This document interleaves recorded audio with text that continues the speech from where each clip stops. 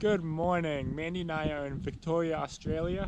We are on a cow farm, and our next project is this big old horse trailer.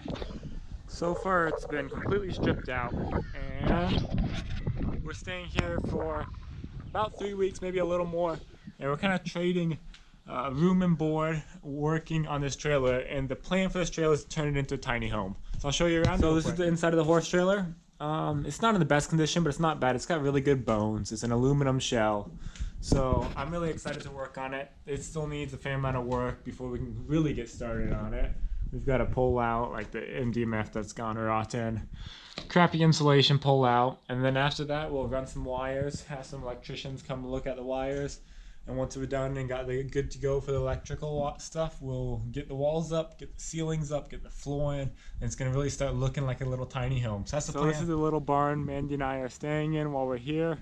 It's got a great view of these beautiful cow pastures. There's wombats and kangaroos out there. Good morning. How's it going? Good. I got coffee. You want some? Sure, I'll take some coffee. Ready for a good work day? Yeah, let's go babysit some kids real quick. Okay, yeah.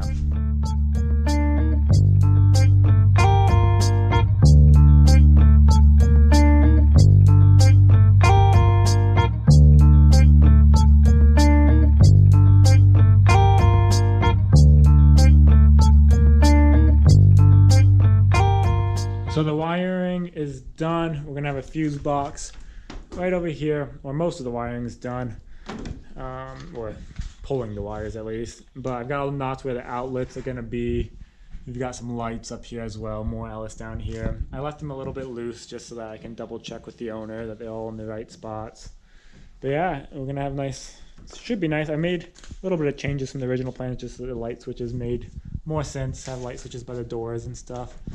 But yeah, we'll get the electrician in here, make sure everything looks good, and then we'll start doing the next step. So the next thing to do is to rebuild the frames for the skylights, and then I've been taking out the moldy window frames, but the ones that are good we're just gonna sand down. Mandy's over here sanding it down. Mandy? Tell me how that one is. All right. Let's see how well I measured. Nice and tight? Yeah.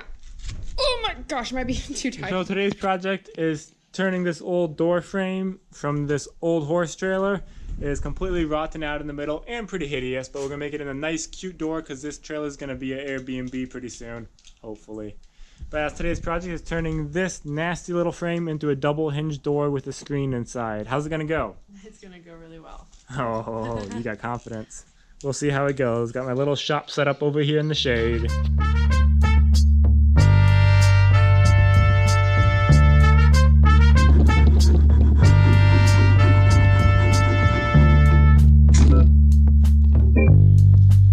So I realized this door itself isn't square, so making a square interior door would be pointless. So I just made the door inside of the frame of it. I've got it all glued together right now and weighted down, but I'm about to pull the interior door out and start doing the paneling to make the pretty design on the door. So I've got all the pieces cut for this door. It's the front door for this trailer. This is just old flooring, and I ripped up some trim so the trim kind of holds it all in place. But now I gotta take it all apart once, glue everything down, place everything in place, and then I'm gonna go ahead and nail everything in place as well once everything's in there with glue. This stuff is tight. Someone who knows what they're doing must have cut it really, really well. So we're back on the inside of the trailer. In order to make this a little more accessible and I don't know, just more gentle and kind of a living space, we're gonna go ahead and put a little staircase in right here. So instead of a big step, it's just 1, 2 to get up into the bedroom.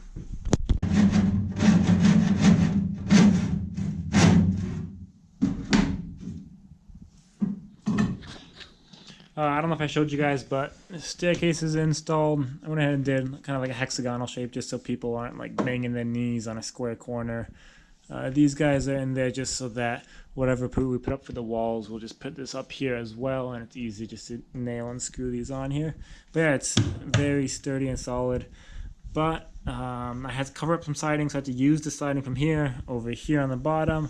So this is going to become a wine rack, because I mean, what else would you do with empty space? So today I'm replacing some of the holes and gaps that were in the trailer.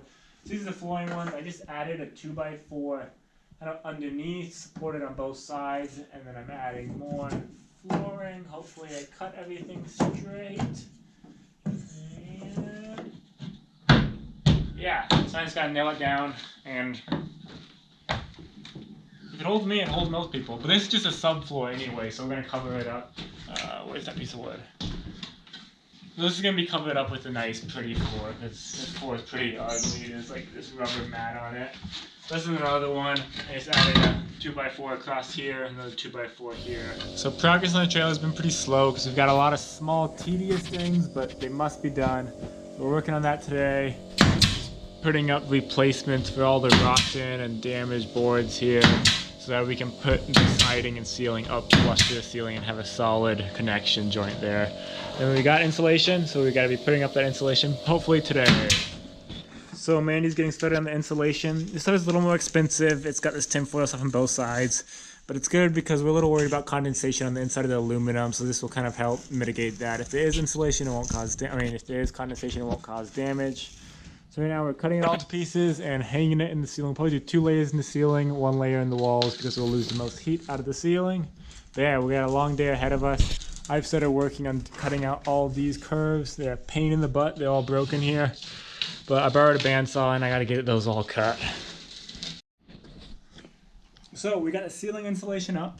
It's pretty much all in place. It's kind of a pain in the butt, but it actually was kind of convenient because we could just slide it all in and we don't have to staple anything.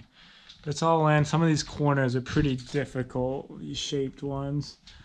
Besides that, I cut all these on a bandsaw, put these up so we can put the siding flush against the wall here, so the ceiling's not falling down. This one's sticking out because there's a hole here, and I want to patch this up before I hide it away under the insulation. Besides that, did a little bit more wiring, but wiring, it looks like a mess right now, but it all makes sense. So what I'm doing out here is there used to be some like outside outlets. There's a bunch of holes in the wall here, so I've slid a piece of aluminum up through it, and then I've just been riveting it. I threaded it through the wall so that there's no seam that water can get in, and a bunch of silicone, and I'm just riveting them on. Got one more left to do. Oh, that one's pretty ugly. Now I can make them match the same color later, so it won't be as noticeable, but I'm using rivets. Rivets are pretty straightforward for bringing 2 thin pieces of material together. Stick it in, and then I'm going to pull this spot back, which is going to make this expand, and it's going to get stuck in there. So this is the last one. You stick it in. Boom.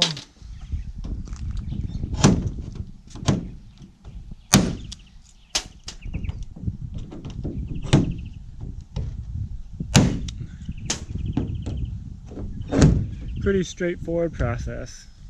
Oh.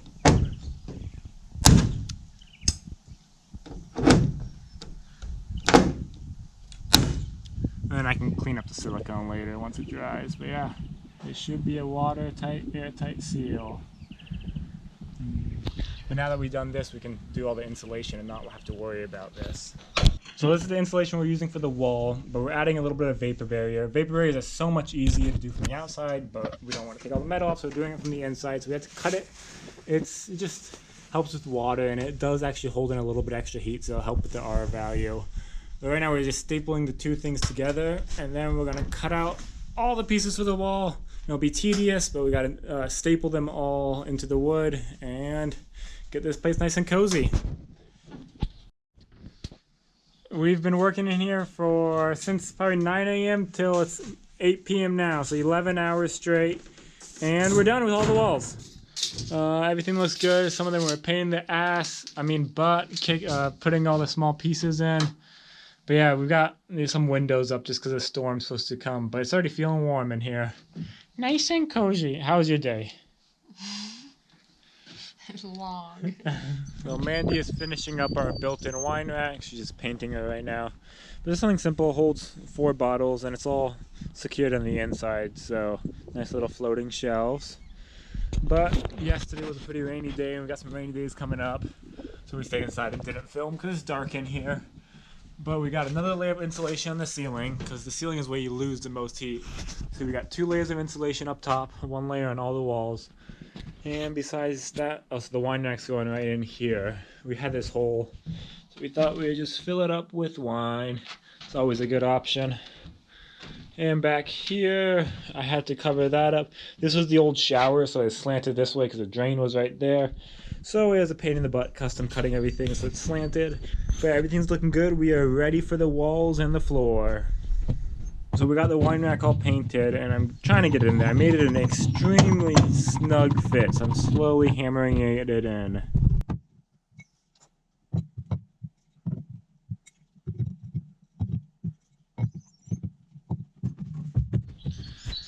So the next thing to do is to put these windows back in place. We had pulled them out just so we don't break them, as well as some were already damaged. These windows are over here. They all go back in. As you can see, there's holes all around the sides, and they were in with nails originally, but I really don't want to be swinging a hammer near these because we've already broken 3 of them and they're not the cheapest to replace. So I got a bunch of screws. They're just flathead screws still. So several days ago, I injured myself.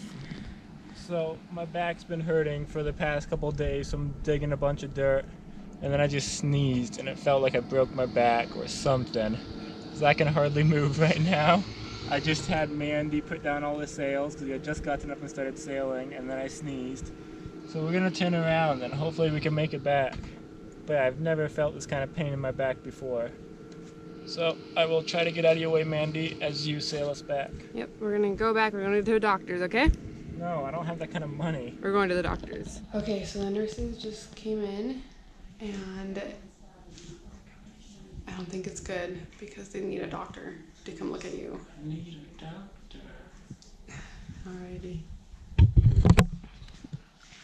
Alright, it's the morning after the incident, and Eli has become an old man. How you feeling? Feels crooked.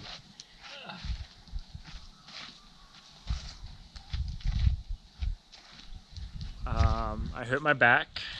Yes, it was from sneezing. And past couple days I've just been trying to recover. I couldn't walk much when I first did it, but I'm doing better, but I still can't work. Because I couldn't work anymore, we decided it was time to hit the road and find a nice beach to celebrate Christmas on. We had a really great time here in Nungurner, Australia, and really appreciated the family that hosted us. I wish we could have stayed to complete the project, but we'll let someone else finish it.